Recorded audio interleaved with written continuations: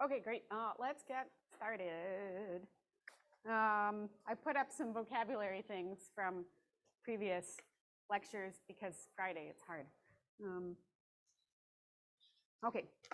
So these are some reminders of things that we've seen pictures of before.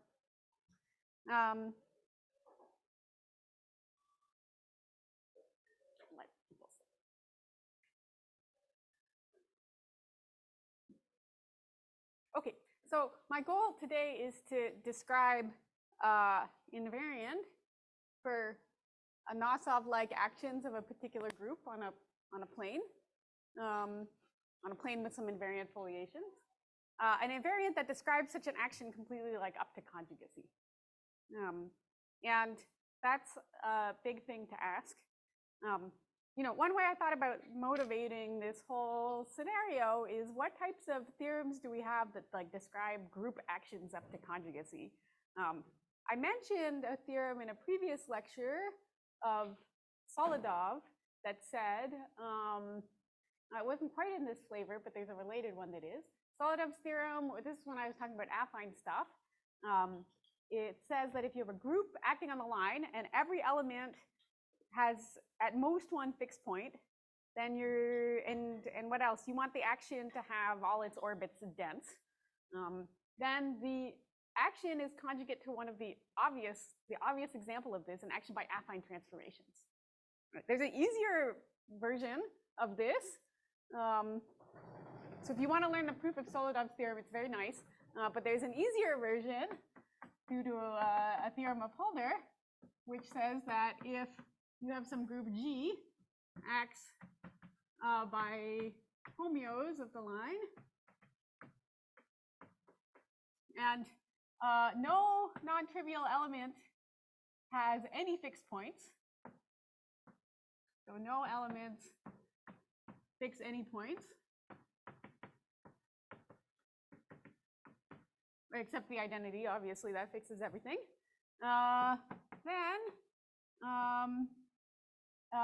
What else should I say? And the action is minimal, and the orbit of every point is dense. Okay, otherwise, you can make some weird examples. Then G is conjugate to a group of translations. So in particular, your group is abelian. It's conjugate into a group of translations, and in the proof of this, you build this conjugacy out of sort of some dynamics of the action. The fact that you have no fixed points lets you define kind of a translation number homomorphism. So in a complete conjugacy invariant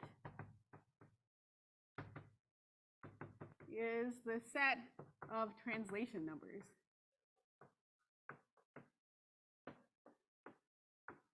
I put quotation marks because I haven't defined this yet. But to each element of your group, you can associate a number which is sort of like asymptotically how much it translates points along the line. And that's actually how you build a candidate for like what translation that element should be doing. And then you have to do some work to turn this like candidate for a conjugacy into an actual conjugacy of your group. This is one of the few instances where you kind of have an obvious or something you can record that's a complete invariant of conjugacy of a family of actions, the actions with no fixed points. This is a fun thing to prove. I'm happy to sketch it for someone after in office hours or something. It's a lovely little theorem. Okay, but yeah. You can scale, right? Yep, yeah. So, but that's I don't know, up to conjugacy, right? You can scale. Yeah, you have to choose. So the way this works is you have something without fixed points. That is conjugate to translation by 1. Okay, so I'm gonna choose this scaling so that just you pick your favorite element, call that translating by 1. And then you can compare, right? Like someone gives you some other element and you want to say like, okay, asymptotically, how many iterates of this do I have to do to go further than 25 iterates of conjugation by 1? That'll tell me if this should be, you know, bigger than or less than something over 25. And I mean that defines this homomorphism exactly. Yeah. Okay. So here I had some kind of like global assumption on the dynamics, right? I'm acting on a one-dimensional space, and I have like this assumption on what my group is doing in order to come up with this. Okay, parallel to this, I want to take a situation in a two-dimensional space. Now that's like way harder, and there's no analog of Holder's theorem that we kind of have.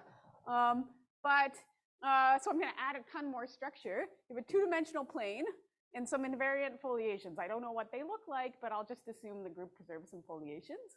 Instead of no elements have fixed points, I'm going to assume a Nathop-like, right? And then we want to write down a theorem that says a complete conjugacy invariant of such a class of actions. Right. Okay, let me write it down. I'm going to cover up a Nathop-like, but I decided to keep it on the backboard in case at some point I want to point at axiom 2, because someone's like, wait, what did that say? All right. So here is the theorem. I'll first state it in an easier to state version that I proved with Thomas Bartholomé. And it says the following. So I have a group, and I know it's acting a Nathop-like on, in this easy to state version, my plane is going to be assumed skew, so it looks like that picture, right? So G acts on skew bifoliated plane. And we assume this action is a Nathop-like. Then this action is determined up to conjugacy. Such actions are determined up to conjugacy by the following data. I just need to record the set of elements of G that happen to act with fixed points by set of elements of G acting with fixed points. It's not a subgroup, it's just a subset of your group. Points, one or more fixed points. Okay, so in other words, more precisely, if I have two actions, i.e., if, say, row 1, an action is just like a morphism from G to the group of homeomorphisms of my plane, preserving the foliation structure. So I'll write F plus minus to say, like, we preserve the foliations, the two foliations. So if row 1 and row 2 are two such actions,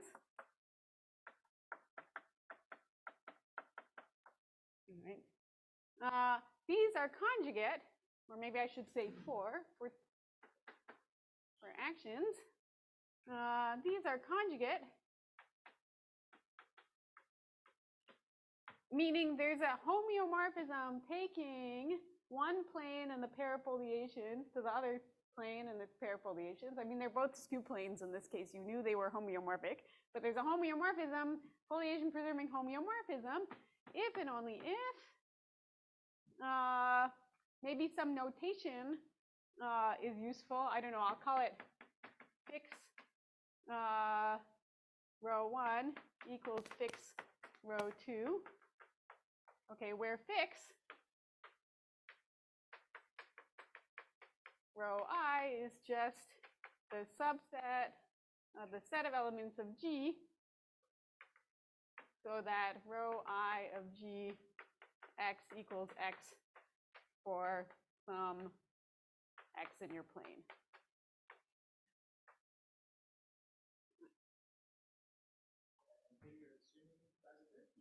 You're going to get it for free from the skew plane and the axioms. So you don't have to assume transitive in this statement, but it will always be transitive. A Nosov-like plus skew plane implies transitive in a non-obvious way.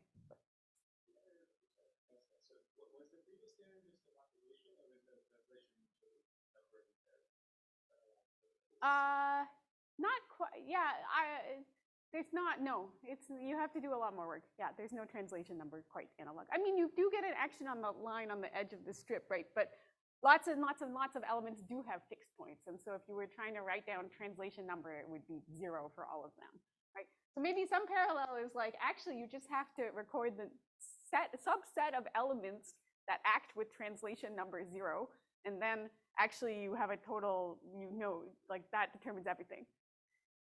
That's actually kind of weird. So what's doing the work? What's doing the work is I have sort of 2 transverse foliations in this Nosov-like list of assumptions. A little bit more than just I'm acting on the line. Yeah. Okay, so that's the easy to state version where your plane is skew. But in fact, you don't need to assume the plane is skew. So later on, also with Stephen Frankel, and we generalized this to everything. So let me modify the statement. G is now acting on arbitrary bifoliated plane. And here I should assume that my action is now transitive. So it satisfies this last axiom. Then the action is determined up to conjugacy by the set of elements of G acting with fixed points and finitely much other information sometimes. Sometimes that finite amount is empty, right? And finitely much information. So this is something that we call a set of signs, just like a plus or minus, okay, associated to conjugacy classes of not just scalloped regions, but something that's worse than that, trees of scalloped regions. Oh.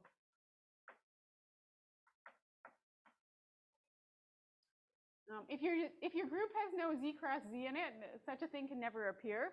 So you could ignore this and you still have a nice theorem without this additional thing for a huge class of groups with these actions. What is a tree of scalloped region? This is a picture I drew last time of a feature that could occur in your bifoliated plane. But why stop here? Attached here, here's like a little piece of half plane. I could stick another entire scalloped region in there, right? This is like a line. I could just reflect this whole thing in there, that line, and put another one. And similarly here and here and here and here, and then it'll have some weird boundary, and I could reflect everywhere and just keep going forever. All right, so that end up having kind of a tree-like structure relating them. You can convince yourself drawing a picture that such an object can sit inside a bifoliated plane. And there are examples that come from Nosov flows where you actually see this wild behavior. Okay. But if you're understanding this talk on level 1, assume your group is hyperbolic, and these I assert to you that never occurs, and you can ignore my parentheses. Yeah. So okay, so to each time you see one of these set of scalloped regions that goes on forever, you need to associate a sign based on sort of the dynamics of how its stabilizer acts. All right, in a way that's too complicated to stick on my board right now, but it's a plus or a minus. So for each one of these, you record one more piece of data.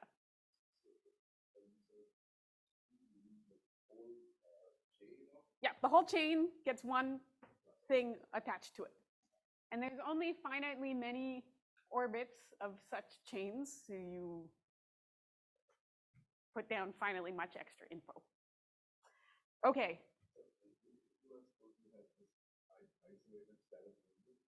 Then nope, nothing else to write down. Yep. Don't have to, this is the set of signs is empty. Yeah, they really have to be these crazy trees that go on forever. Yeah. Before you have to write down anything else. Forever means that there is no boundary. So there's no, yeah, there's no, so another way to write this is every time you see something that looks like a corner made by some perfect fits, these are perfect fits of the edge, right? The intersection of two leaves that make a perfect fit. You see perfect fits on all sides. So that means I should see also in this quadrant another piece of this picture, and in this quadrant another piece of this picture. And continue and continue and continue. Yeah. All right. So never do I see two things making a perfect fit and have no part of my structure on some piece of it. Yeah, more questions.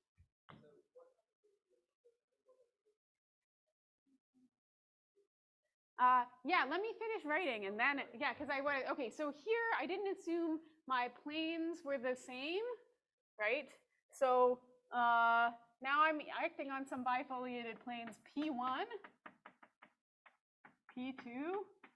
A priori, like one of them could have been skew and the other one could have been horrible. Okay, but a posteriori, the theorem says they're not. These foliations are not those foliations. Two actions on these two different planes are conjugate, in particular meaning the planes were the same.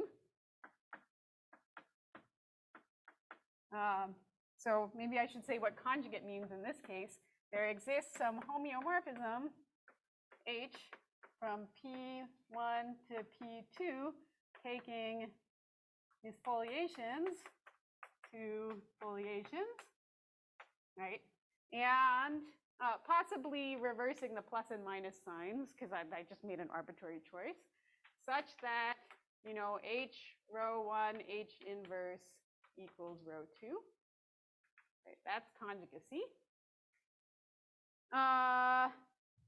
So in particular, your planes looked the same.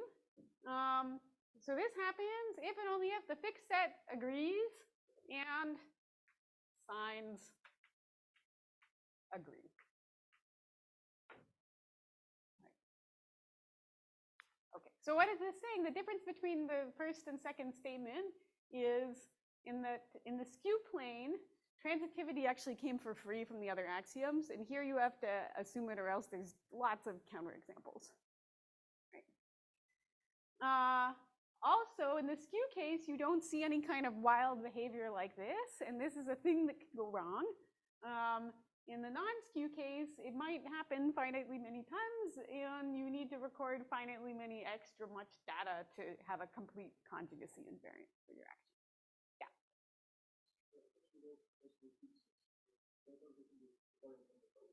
Yep. This is a great question. What types of conjugacy, what subsets of a group can occur as this? So sets of fixed points. I do not know. I really like this question. So in some sense, there are lots in that you can show that, you know, a group with an Anosov-like action has exponential growth. And in fact, you will find a free semigroup inside of just the set of elements with fixed points. So great, that's like a blot. But how, like, I don't know, the growth of this is asymptotically inside your group, like even in the skew case. I don't know, someone who does these kind of questions should investigate that. I would love to, yeah. I mean, there's a general theme here. So Holder's theorem there, I put it as inspiration, right? It's also saying at the end, and your group was abelian, right?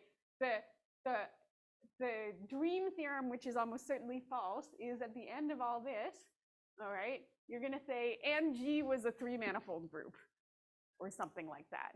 Okay, that's probably not true, but there's some evidence that it looks kind of like the fundamental group of a three-manifold, and these things all kind of look like examples that come from Anosov flows. Wait, sorry, I needed to make one more thing. I don't want to, actually, yeah, this is fine. Never mind, okay. I was gonna say a non-trivial bifoliated plane, but the statement is actually still true for the trivial ones. Yeah.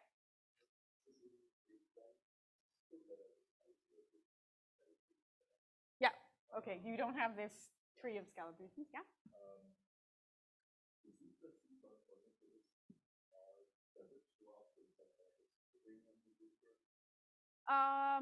Yeah, so this is something we would like to prove. So if you knew you came from an Anosov flow, it does. The come from tori transverse to the flow. And in general, like, yeah, we can conjecture optimistically in the theme that like and G was a three-manifold group, like that it should, your group should split over the, we can't prove that yet. I don't know how. Yeah, maybe it's false. Okay, I want to tell you how to prove this, but maybe first I should say the translation of this to a statement about Anosov flows, because that was the original motivation, right? So, consequence. Right. Instead of defining, well, yeah, let me state it in a parallel way. If phi1, and I mean, this is my time parameter, and phi2 are transitive Anosov flows on some three-manifold. Okay. Oh, I should make this an if and only if. So assume, suppose I have some transitive Anosov flows on a compact three-manifold. These are orbit equivalent.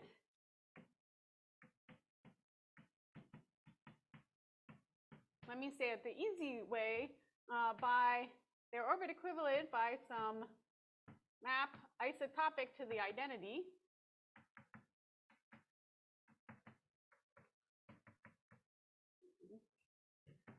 If and only if, what corresponds to fixed points in the orbit space? Homotopy classes of loops that come from periodic orbits. So if and only if, I'll write it, I don't know, maybe for periodic, phi1 equals phi2, where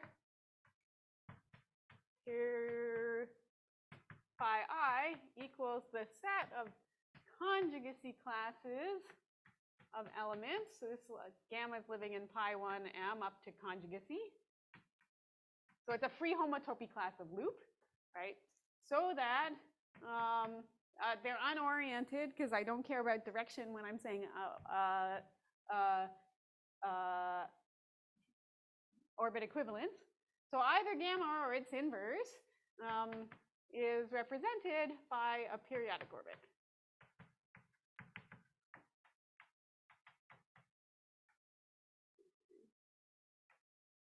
Okay, that's writing it down without this tree of scalloped region business. Okay, let me tell you the translation, which I won't prove, but in case you're curious about three manifolds. Okay, and the set of signs, whatever that means, it's a black box, associated to ciphered, fibered pieces of the JSJ decomposition of your three manifold, all right, that happen to, so correspond to these trees of scalloped regions, whatever they are. So those correspond to a cipher fibered piece of your three manifold where both the fiber and some independent direction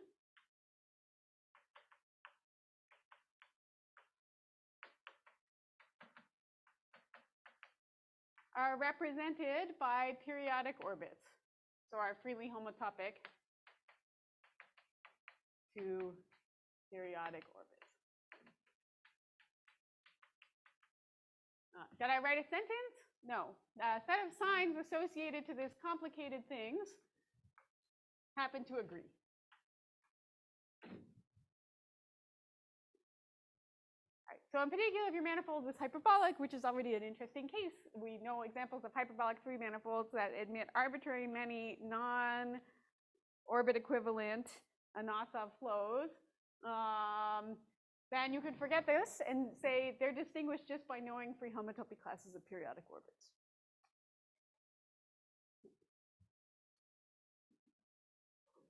If you want to have something not isotopic to the identity, then instead of equals, I should say up to your automorphism of the fundamental group that was induced by this map. And this is really just a direct translation of that when you go from orbit spaces to flows. Okay, so I'm going to not worry about, yeah, questions? Yeah. Something that's not free homotopic, yeah. Both the orbit and something that is not some power of it. Just, yeah.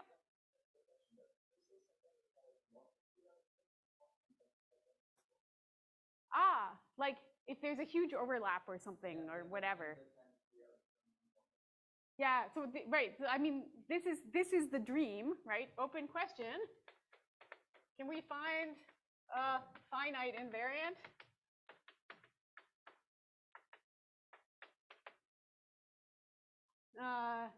Would be great. Like even for some restricted class of three manifolds. I guess if your whole three manifold is Seifert fibered, then it is known, theorem of Gis or Plant in a special case, that there's only finitely many Anosov flows, and you can describe them all explicitly, and so bam, great. Okay, but if you have some complicated three manifold, or if you have a hyperbolic three manifold, maybe not that complicated, conjecture there's only finitely many orbit equivalence classes of Anosov flows, like find a finite invariant that distinguishes them. We don't know how to do this yet. But that's what we all have in mind as the next thing we want to do. That was literally in my notes as mentioned this next. Great.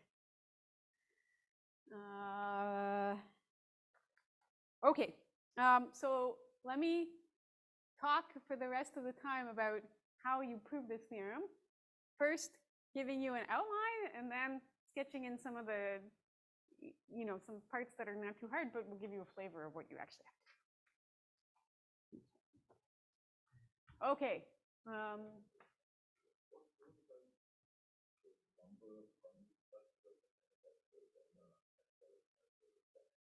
Number of orbit equivalence classes?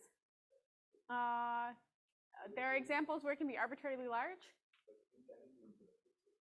Oh, we don't know. That's an open question. There is not a known example of a compact manifold that has infinitely many distinct orbit equivalent classes of Anosov flows. No restriction on geometry. If you're bold, the conjecture is there exists no example.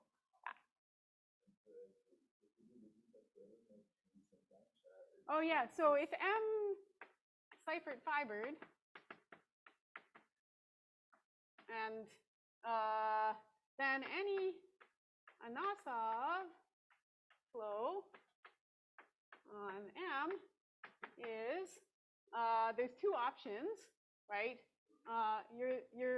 Your mapping torus your manifold is mapping torus of a pseudo-Anosov, of an Anosov map, of an Anosov diffeomorphism of the torus, and you're the suspension.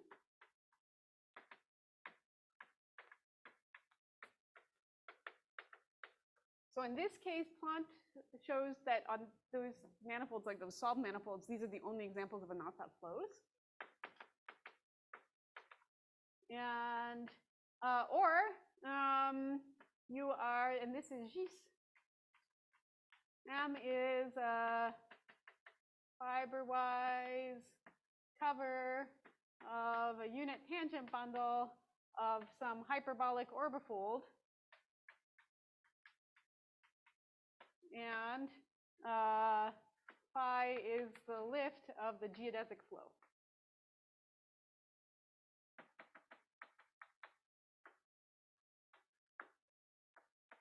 It's a beautiful rigidity theorem.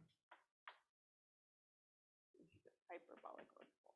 Right, so this, when I say is, up to orbit equivalent to. If you really care about things on the nose, right, then like making this not quite hyperbolic but negatively curved gives you something different. Just happens to be orbit equivalent to the Earth.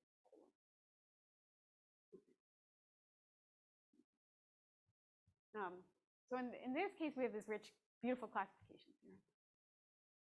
While I'm on tangents, you can use, actually, this theorem is not just Anosov. You can say pseudo-Anosov flows, and let's generalize it. The statement holds for Brigham. Other questions? Okay. Let's start some new boards to prove a theorem. This is convenient. Yeah.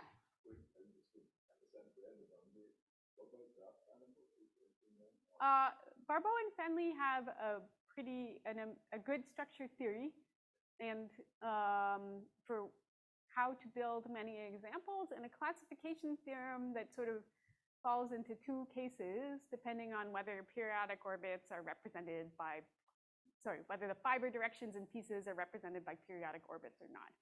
They always are. They have a sort of a, in practice, difficult to use, but the thing that you could say was a complete invariant.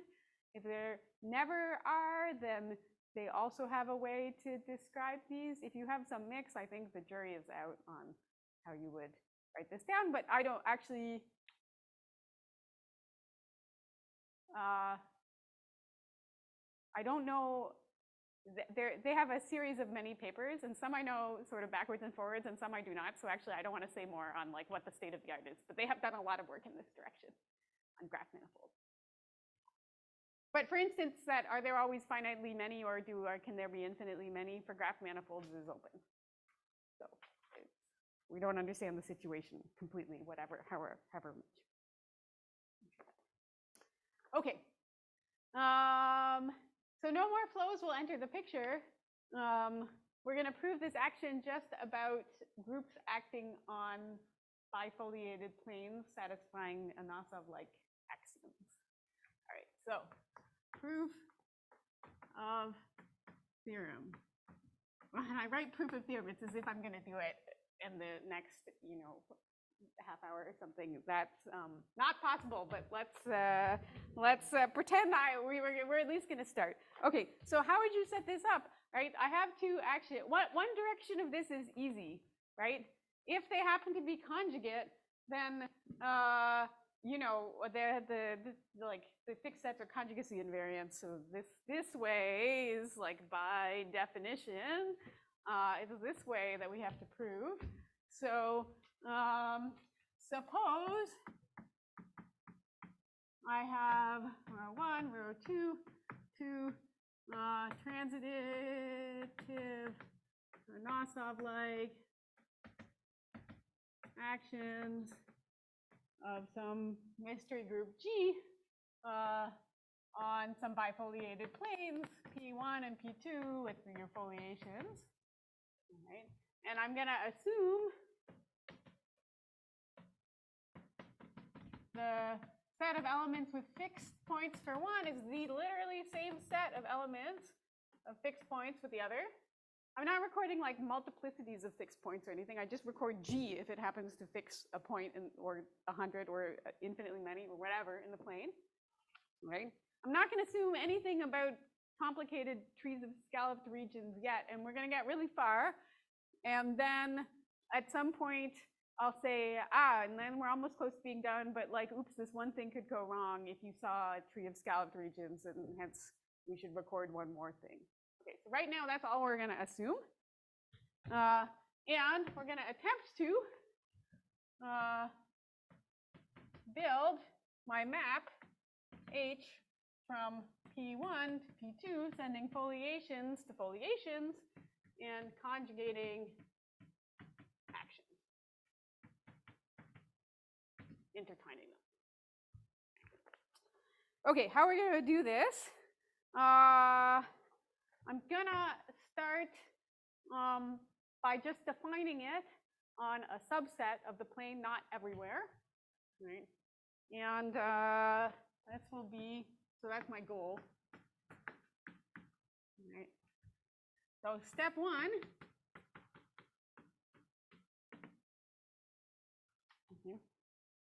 I'm going to define it only on points that happen to be fixed by some element of my group.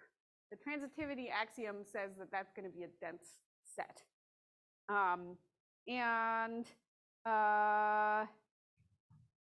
So let me write down what I just said. So the AT axiom transitivity says that the set of X where there exists some G, so that, I don't know, whichever one, rho 1 of G of X equals X, rho 1 fixes it, is dense. Okay. And it also, I think I wrote down here, implies, and that's really a theorem, that my action on the plane has a dense orbit. So that's why it's called transitive. And implies action has dense orbit. This is written here for posterity, so I can cover up that board again. Okay, here is the lemma, which we will prove today. Better than this, if the plane is not skew, then the set of points that are the unique fixed point of some element, so there exists some G where rho 1G has only a single fixed point, unique fixed point, and if this point happens to be equal to X, this is also dense. Let me call this set something. Unique fixed points, how about UF of rho 1? For the set of unique fixed points. Okay. Now I'll give you the proof idea of this lemma soon, but let's put this on hold and see why it's useful. Okay. Well, I'm going to need one more thing. Lemma 2.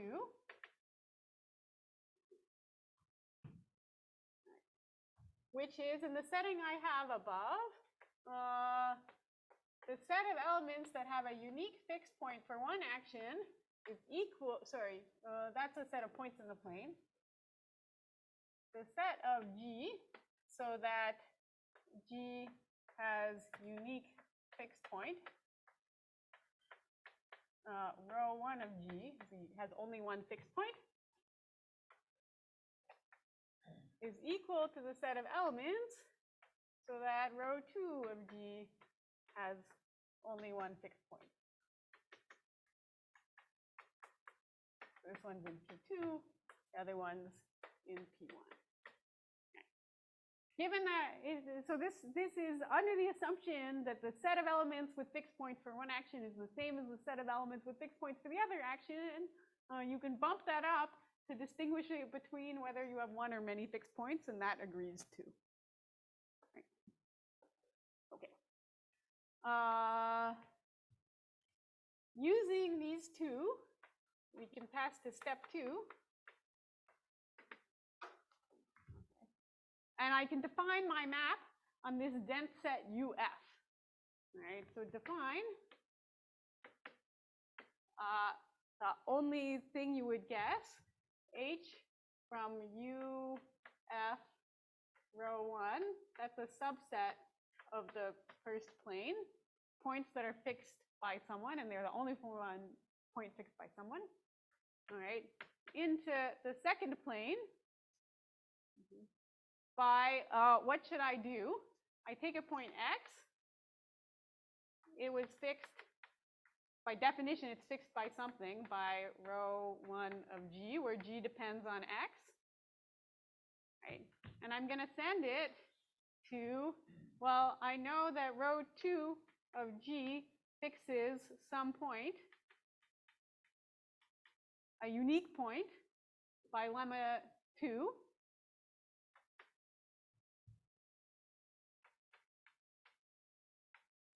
Okay, so I should send x to that point. Okay. So to write a better sentence, I should send x to y, where y is unique point fixed by row 2 of G, which exists by lemma 2. So the point of these lemmas is to say, hey, I have a natural map that makes sense at least when my plane is not skew, right? Non-skew case. And let me conclude the non-skew case, and then I'll say what you should do if you had skew instead, I guess. Here's step 3, which is the hard step.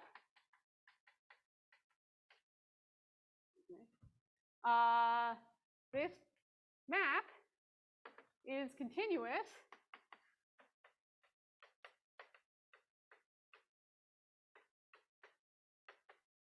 takes the foliations to foliations wherever they happen to intersect this set, like things on a common leaf go to things on a common leaf, right? And extends continuously. If it's continuous, it extends to a continuous map on the closure of this dense set, right? There's only one extension, a continuous extension, to a map from P1 to P2 with the same properties that takes foliation to pair of foliations to pair of foliations. This is really the hard part, right? Because I've cooked it up already to conjugate the actions, at least where it's defined here, right? And observe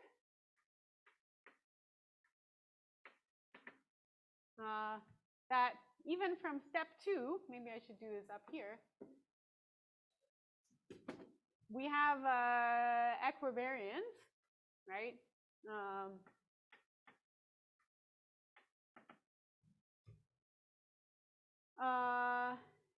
So if x is fixed by row 1 of G, and I want to know what H does to a point that looks like row 1, I don't know, F for some element of X, right? This should be equal to row 2F H of Y, right? If this is true, when if I send X to Y. So hopefully this is row 2F H of Y. Let's prove that this is true. Okay, so what's the definition? This point is the fixed point by F inverse GF. Did I get this right? Yes, if I apply F inverse to here, I just get X. I apply G. By definition, this was the point fixed by X, so I just get X. And then I apply F, and I get row 1 F of X. Good. So I'm supposed to send it to, by definition, H of it is supposed to be the,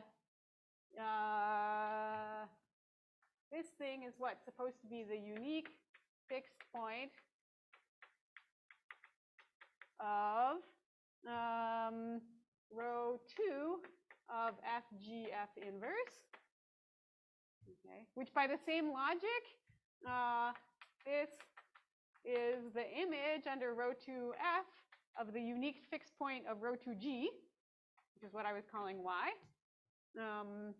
And that's exactly what I was hoping. Sorry, that should say H of X. Maybe that's what I wrote, but it was too sloppy. And that's exactly what I was hoping to show. Okay, so what does this observe say? This says that it intertwines the two actions, and by sort of general arguments, a continuous map that intertwines two actions when you extended to the closure of the set on which it's defined, it still does. Okay.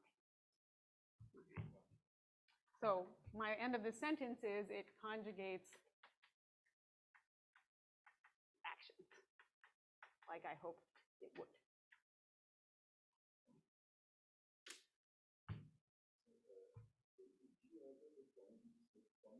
Mm-hmm. Yep.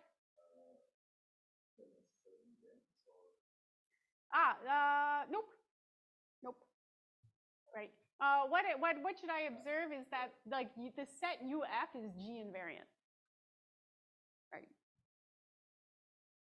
Maybe that's worth writing down. This is a G invariant set.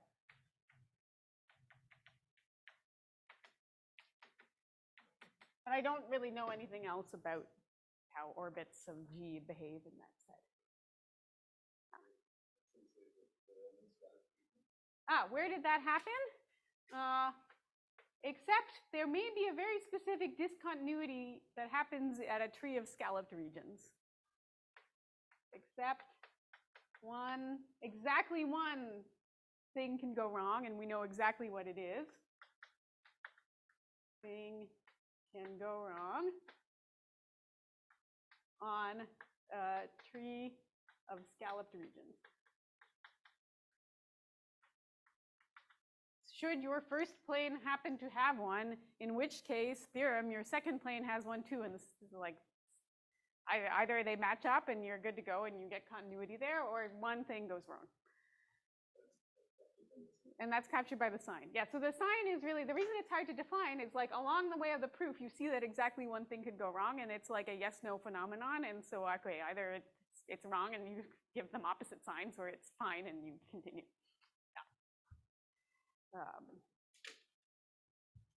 Okay, that's okay, and great. So once you get to the end of step 3, QED, you've proved the theorem. Except I didn't tell you what should this map be for a skew plane. Let's go back to where I had a picture of a skew plane.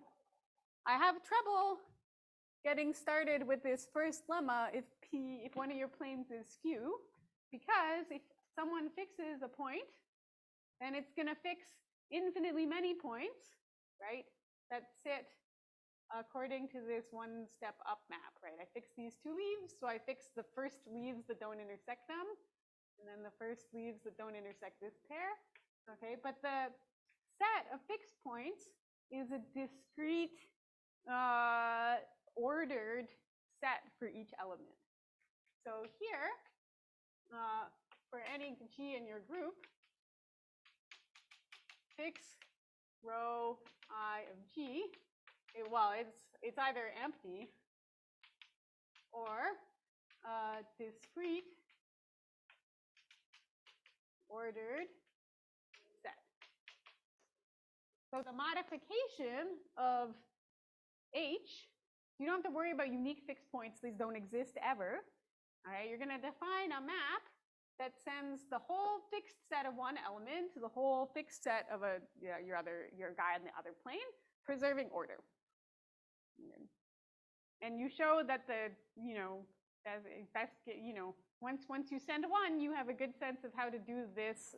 It's all well defined up to a shift, but there's one choice you can make that makes it continuous, and you proceed as before. Okay. All right. So in step 2,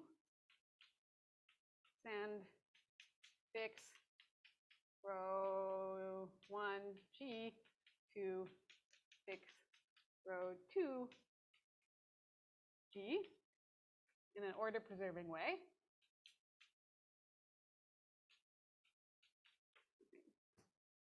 And then you argue again that there's continuity in this. The set of fixed points is dense. You get on this case already. You didn't have to work to show that, and you concluded before. The outline is the same from there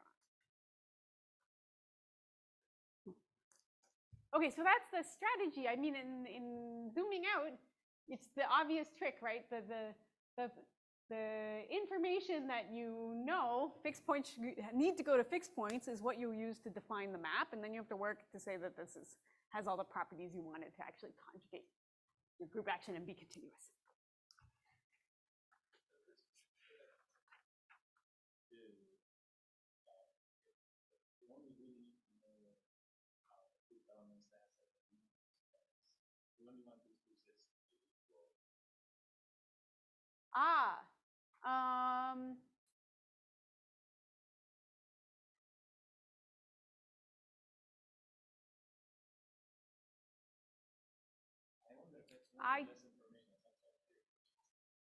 Yeah, so there's two things. One, does that sound like a better or worse theorem? And two is I don't know if, certainly even after we reduce to like, okay, these two sets are equal, the proof uses the rest of it. So I don't know, we would have to redo the proof, but there might be a theorem there. Yeah, but it's not written in our paper. Yeah, you need to work. That's a great question, actually. Yeah.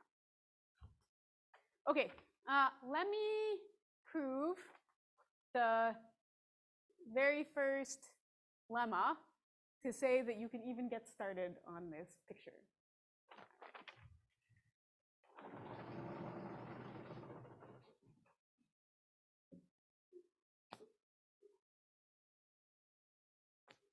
That even if you have to black box the rest of everything, you know that there's a map that could be defined on a dense set. Okay, so here let me rewrite the lemma, which is that I have G transitive Anosov like action on some non-skew. Sorry, I'm going to assume also non-trivial. So I should have said right from the beginning of my outline, I'm going to assume the plane is non-trivial because we understand actions on trivial planes. They're affine actions. You can classify those by hand. Don't have to do anything hard. Or you can say it's classical because people understand affine groups. All right, so I'm assuming my plane is not the trivial vertical horizontal foliation of the plane. All right, so then the set of X that are exist G with unique fixed point X is dense. Now let's prove it.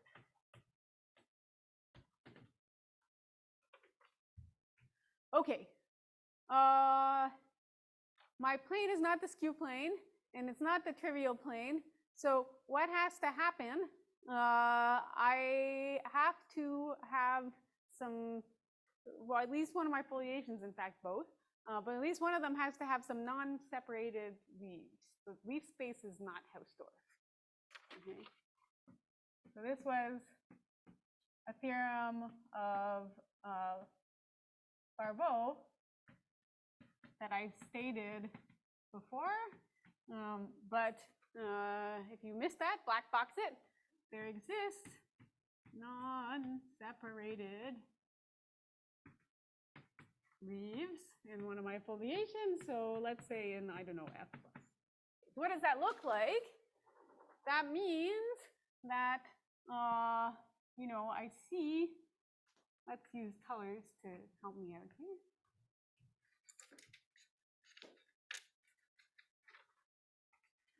I see somewhere a pair, I mean possibly many, of leaves that are accumulated by a sequence of leaves all in the same foliation.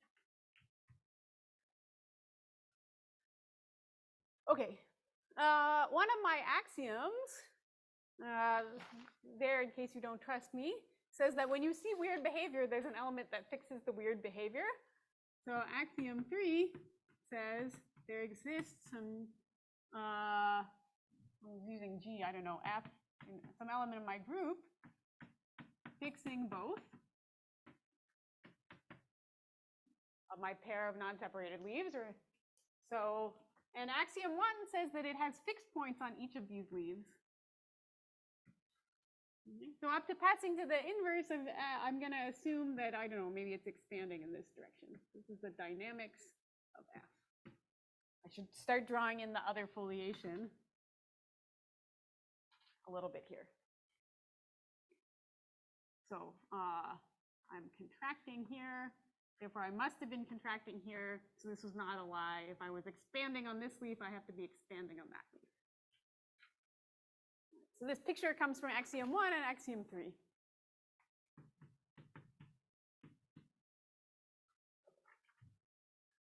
Theorem of Fenley, which I stated last time, and we proved like the easy converse of it, right, says that if some element fixes multiple points, then these are related by a bunch of perfect fits, right? And so Fenley's theorem says that, in fact, I could take my picture to, if this happens somewhere, then it's going to happen somewhere where these leaves actually make a perfect fit with another leaf. These two fixed points are related. When I make a perfect fit, there's always another fixed point somewhere. It looks like this. So multiple fixed points are related by sequences of perfect fits. Ensures that this picture happens somewhere in your plane. And all these 3 points are fixed by F. But really, I don't really care about F fixing these points. Really, what I care is just there exist leaves forming this pattern somewhere sitting in my plane somewhere. All right, I'm going to use this piece of my foliation, really just the data of the leaves I've drawn in here, to produce an open subset where I only see, if there's any fixed point sitting in this open set, it's a unique fixed point of an element. And then I'll say, oh, because like transitivity, that gives me actually a dense open set, and so I get the thing I want. All right, that's where we're headed. Okay. But let's do this slowly and carefully. So this is now, I know, a feature to be of my plane just because it's non-skew, non-trivial. All right. Now I'm going to use the fact that my action is transitive, which implies that elements that have fixed points somewhere, those fixed points are dense. So I know sitting in this open region here, there is a fixed point of some other element, maybe F2. Yeah. Yeah. Okay, so I'll credit Toman, Stephen, and I for translating this result into purely Anosov-like actions on bifoliated planes. But I credit Fenley because he had the idea. Yeah, so he proves it for flows, but like the proof passes through using the orbit space, and so, you know, it's not the worst to translate it. And just be careful, you only need our axiom. Okay, so transitive implies that there is a fixed point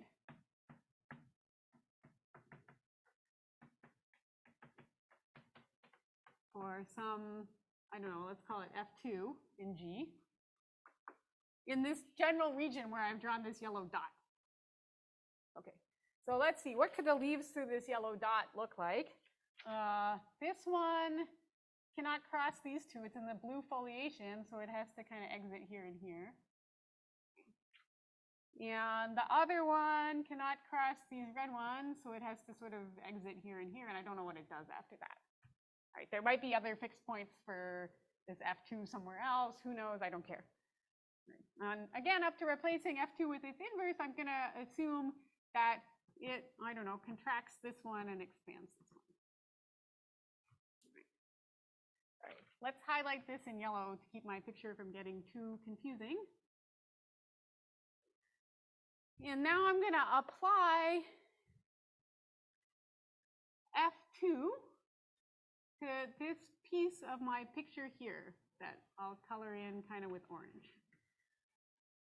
That's a region in my plane. Apply F2 to this region. So it gets contracted.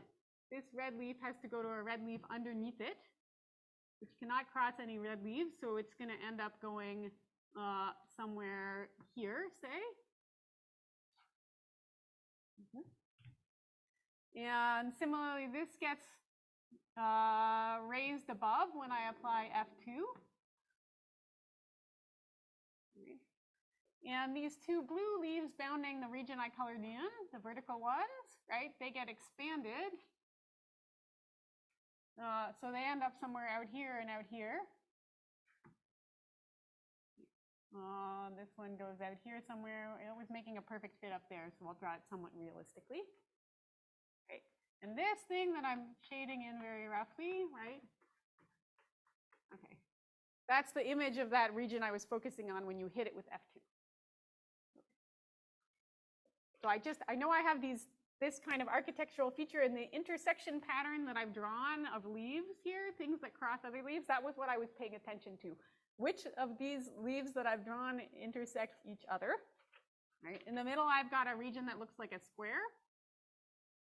Right. All my intersections are accurate. And the claim is that inside that square, any fixed point is a unique fixed point. Claim inside this square. So that's an open set.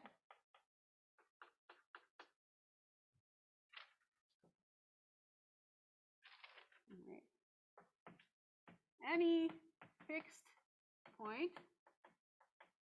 of any G is a unique fixed point. Well, except the identity element, but we all know we're ignoring that. In particular, I've got an open dense subset of fixed points. Well, a dense set inside this open set of fixed points that are unique fixed points of things. All right, let's prove my claim. Oh, I just think I'm going to do it on my picture. All right, so suppose I have a point sitting somewhere in this square. F2 is no longer needed because I just used it to get the picture I had here so far. I'm going to erase it from my data. Yep. Yep, in particular F2. Yep. But I really want a dense set. So yeah.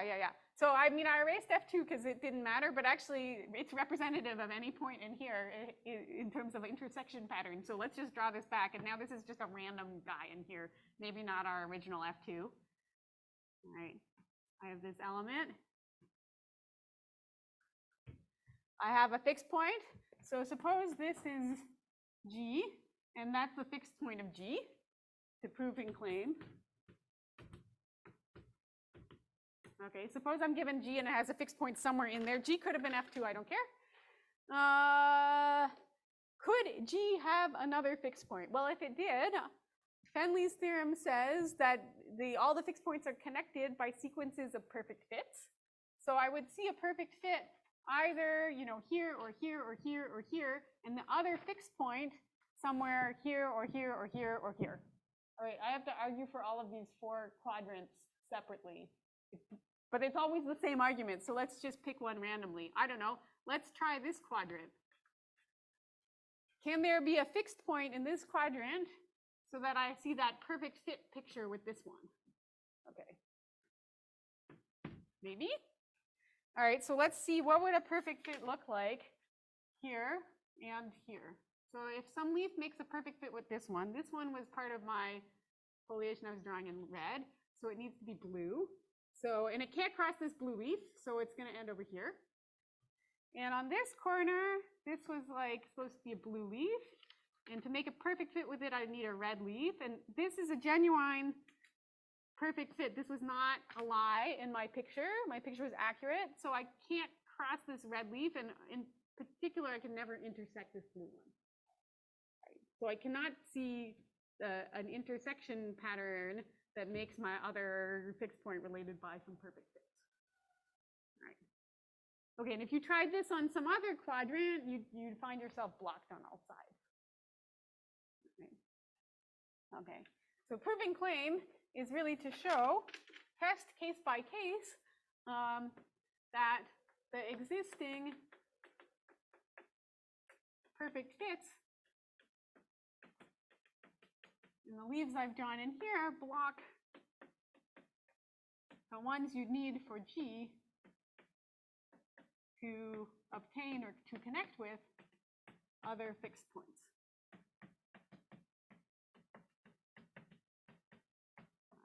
Just check quadrant by quadrant that you tried to make a perfect fit to get this nice picture of two fixed points related by a perfect fit, you'd be blocked.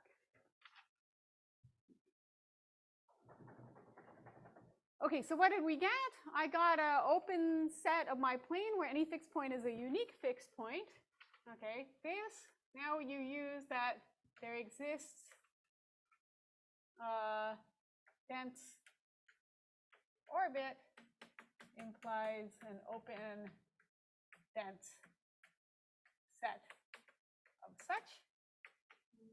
In particular, the fixed points of elements which happen to be non-unique fixed points is like nowhere dense. Right. And this is what we needed. This is what we needed to show.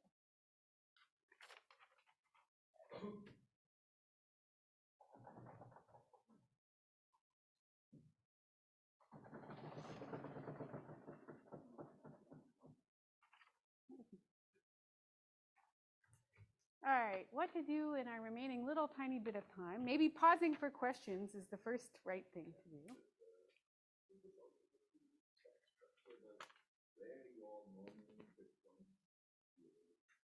Yeah, I mean, this is not a necessary condition that it sits in a little box bounded by things like this, but it's a sufficient one, right?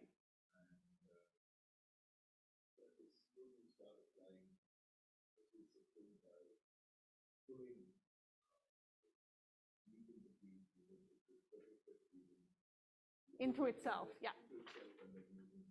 Yeah, yeah. Sure, right, you could do, I mean, so what I actually, in order to sort of block myself on this side, I needed this non-separated leaf. And so it's actually a little sensitive to, this is sort of the minimal picture you can draw. Yeah. And if you have prongs and you're doing the pseudo-Anatov case, then you can do a picture just with some prongs and applying a pile of elements. Yeah, yeah.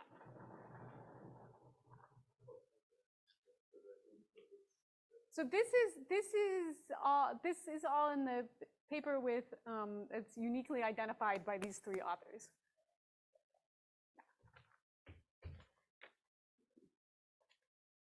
Yeah. Other questions? Okay, let me, yeah. So I look at the steps and, you know, yeah, makes sense. And I don't know, like the only one step that I feel I would not have thought about the first one. How do you expect the set of people to do one step? Where did that come from? Wild optimism. It's like if we could define something, if this was dense, we could define something on a dense set, like let's try and prove it's dense, right? Turns out it's not that hard, you just have to draw the right configuration. Yeah, I mean, yeah, what you should really be skeptical about is that this map actually works out in the end, right? Especially because something can go wrong. Okay, so let me give you some evidence of how you would start, of like what starts going on into this magic secret part.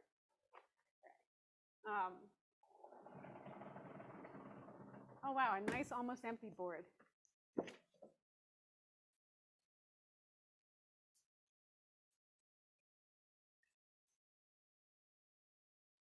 Okay, so I'll title this board in the last bit of my talk, some evidence, however weak, that knowing the set of elements with fixed points,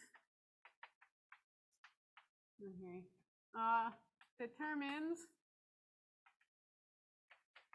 the structure of the bifoliated plane. Okay. Right? you know, forget intertwining the actions, right? A priori, you don't even know that these are the two planes that you're acting on are the same picture. One could have scalloped regions, one could have none, one could be skew, one could be non-skew, one could, somehow I have to recover the foliations on them and say these were the same bifoliated plane. Okay. So here's my evidence that's the, yeah.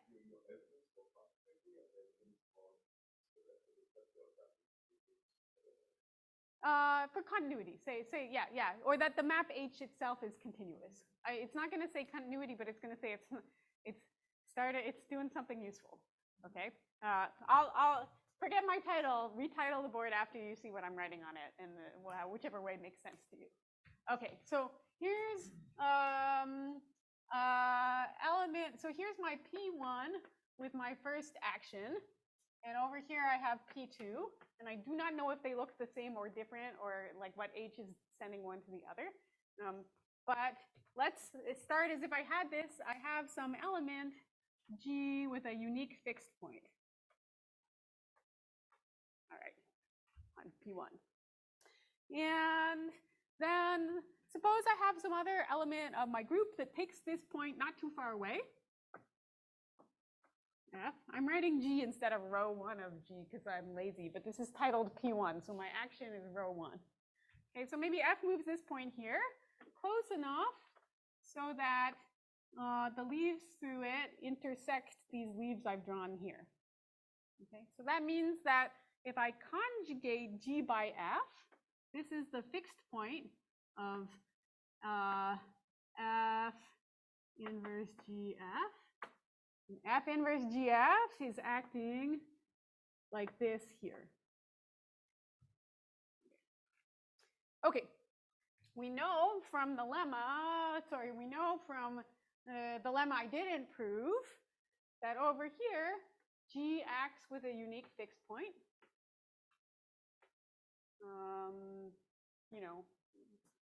I can label my foliations however I want. And FG, F inverse, also acts with a unique fixed point. Okay, but who's to say it doesn't? It has its unique fixed point. I mean, wherever. But who's to say that the leaves of my foliations, so that they might just never intersect these, right?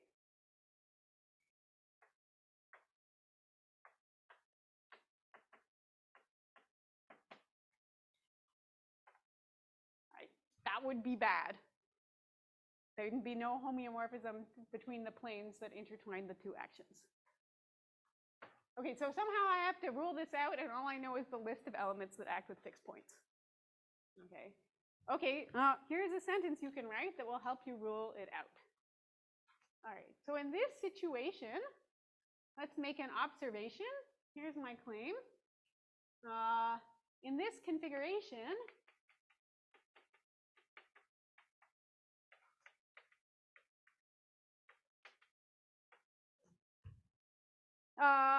if I take any positive powers, so for all n, m positive integers, if I apply first this power of G and then the power of its conjugate,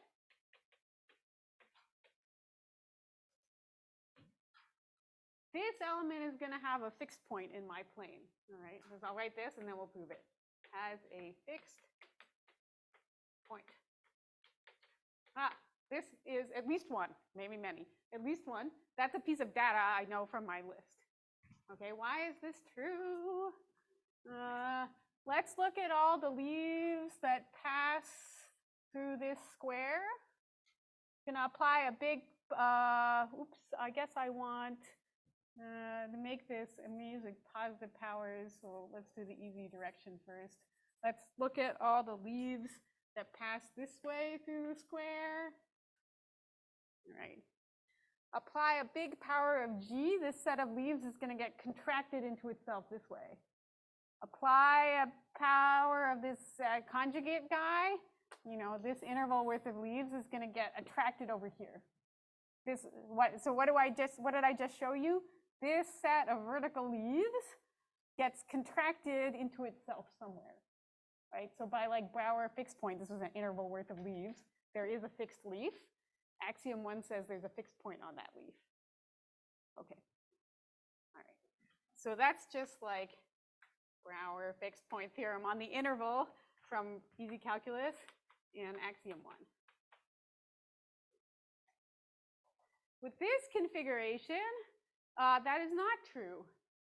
With this configuration, in fact, also with a configuration where maybe one of, but not both of these intersects. All right. Okay.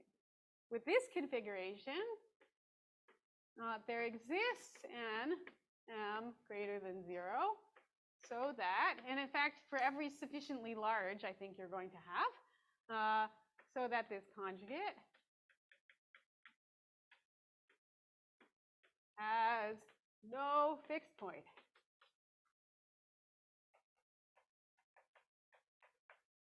That is harder to see, and the slick way to prove it is to use this compactification by a circle and think of the dynamics on the circle that people kept asking me about. All right, you can do it brutally inside the plane, but it's trickier.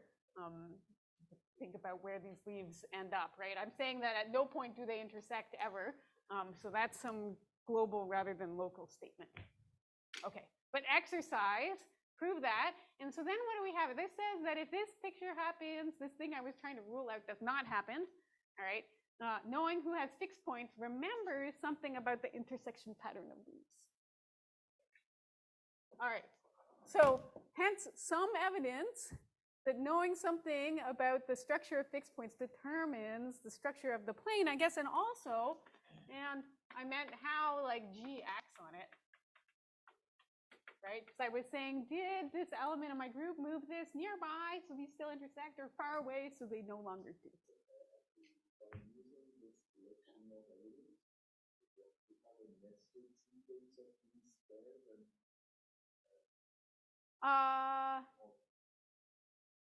I mean, I don't like. Sure. Yeah.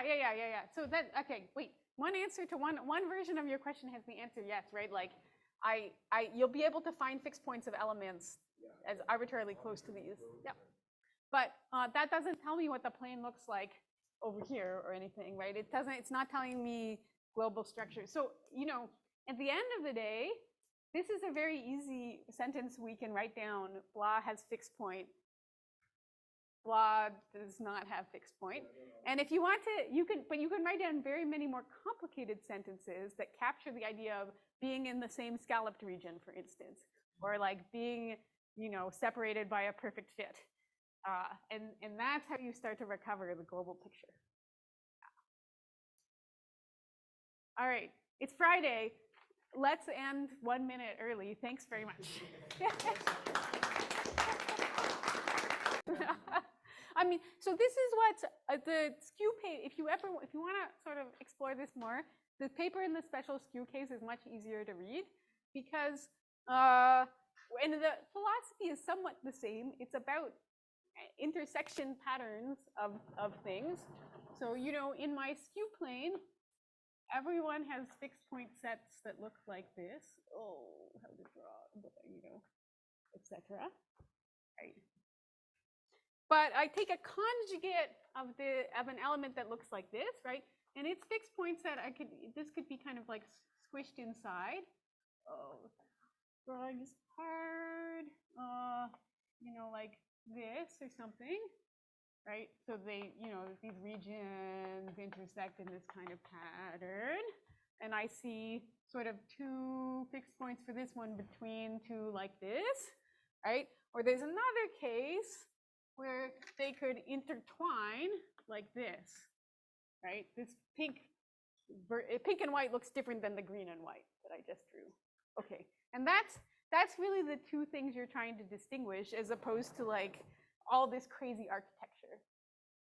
And so, but the philosophy is the same. By knowing the list of who has fixed points or not, you can determine inside, outside, and reconstruct sort of the shape of your plane. Other questions?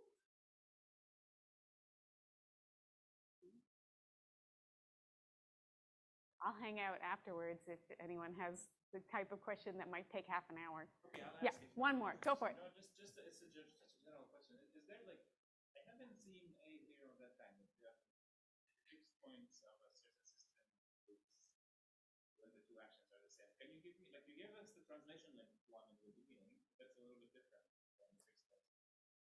Is this like idea has it been around for? Can you give me is there another example of where like you know the fixed points? You know, no, I know no other example where it's like you have the list of elements that have fixed points, and because you made some little assumption on the dynamics, this tells you exactly the whole dynamics of everything. Do not know. The reason why this, like the perspective I brought to this is it's somehow philosophically similar to some work I did with Maxime Wolf quite a few years ago, where we were trying to understand actions of surface groups on the circle. And so the big theorem is you have an action of a surface group on the circle, and if you take the like Fuchsian action and you perturb it, you always get something that, okay, you can move through Teichmuller space or whatever, but these are all conjugate by homeomorphisms. So the Fuchsian action actually has the property that any perturbation is conjugate or semi-conjugate to the original. The theorem we prove is essentially the converse, right? Which says that if you have some mystery action that's really stable under perturbations, then it's either like the Fuchsian one or a lift to a finite cover on the circle. This is just actions of groups by homeomorphisms on the circle. And the first theorem, do you need the surface group or it works for surface group. For any if it's a circle, then you're virtually a surface group. So yeah, sure. yeah, No, yeah. Oh,